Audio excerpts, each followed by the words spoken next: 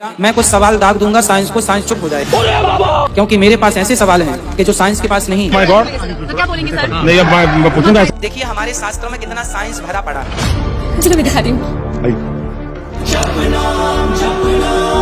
क्या? ब्रह्मा जी की बेटी है अहिल्या।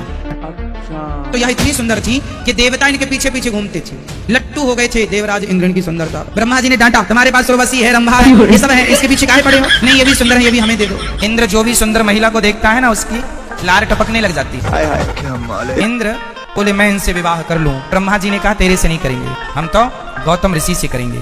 तो अहिल्या गौतम ऋषि से शादी हो गई। शादी तो गौतम ऋषि से हो गई, पर इंद्र की नियत तो लगी रही। शादी होने पर भी इंद्र ने एक दिन मौका पाकर छल कर दिया। इंद्र ने रात के 2 बजे चंद्रमा को बोला तुम मुर्गा बन के कुकड़ू कू करो। चंद्रमा को बोला तुम मुर्गा बन के कुकड़ू कू करो। अच्छा, इंद्र ने चंद्रमा से कहा तुम मुर्गा बन जाओ। जो सारे मिलके हमको पागल बना रहे हैं। कोई बात नहीं, मगर क्यों? बात तो लोग तो चूतिया हैं। अच्छा। तो मुर्गा बन के बोल दिया। गौतम ऋषि जागे और गंगा नहाने चले गए। तो इंद्र ने गौतम ऋषि का रूप बनाया और इंद्र ने जाकर अहिल्या के साथ जबरदस्ती करने लगा। हाँ, गंगा मैया ने कह दिया अभी तो 2 बजे है रात को, आप क्यों आ गए? चंद्रमा बेचारे बन गए मुर्गा और जाएगा मुर्गा भैया रात के 12 बजे। सही पकड़े हैं। बेचारे भूल गए होंगे, टेंशन बहुत है ना। अच्छा। गंगा मैया ने कहा गौतम जी आपके संग छल किया है इंद्र ने। जब तक आए तो इंद्र कमरे से निकल रहा था अहिल्या के, समझ गए इंद्र हमारे स्वर्ग में क्या महिलाओं की कमी थी जो तुम मृत्यु लोक की महिलाओं को सताने आ गए? योनि लंपट, जाओ मैं तुम्हें श्राप देता हूँ, तुम्हारे पूरे शरीर में योनि योनि हो जाए, योनि लंपट हो तुम। इंद्र के पूरे शरीर में गंदे गंदे छिद्र हो गए थे, योनि हो गई थी। ओ चमगादड़, क्या बके जा रहा है ये? पागल है क्या? बाद में इंद्र की वो 1000 योनियां नेत्र बन गई, आंखें बन गई थी।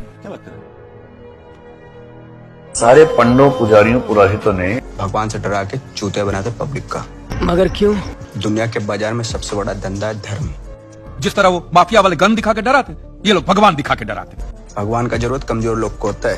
भक्त जनों, सबकी फटी पड़ी है, डरपोक है सब। डरो, भगवान से डरो, भाग्य से डरो, डरो ही डरो, बस इस्लाम में भी यही है, डरो। आपके बच्चे की कुंडली बहुत खराब है, वो मांगलिक है, शनि का साया है। फिर इस सबके इलाज के लिए वो लोग पूजा पाठ की बंदूकें निकालते। और जीते जी तो छोड़िए, ये आपको अगले जन्म के लिए भी डराते। हाँ, कि अगर इस जन्म में आपने ये किया तो अगले जन्म में कुत्ते बनोगे, या अगर ये किया कीड़े बनोगे, मकोड़े बनोगे, नर्क में जाओगे। और फिर तो नर्क का पूरा मेनू कार्ड भी पड़ता है कि आपको वहाँ कांटों के बिस्तर पे सुलाया जाएगा, आके दरिया में झोंका जाएगा, गर्मा गर्म तेल में फ्राई किया जाएगा। बात तो सही है। ये तो इंद्र का मैटर निपट गया। चंद्रमा भी मुर्गा बने थे। मैं तो चूतिया हूँ भाई। चंद्रमा को श्राप दिया जाओ तुम कलंकित हो जाओ। आप पूछते हैं चंद्रमा में काला धब्बा क्यों है? इसलिए है कि अहिल्या के चरित्र को बिगाड़ने में इनका भी योगदान था, इसलिए श्राप दिया कलंकित हो जाओ। लोग चांद पर कब के पहुंच गए, लेकिन धर्म के पोंगा ठेकेदार भक्तों का आज भी चुतिया काट रहे हैं।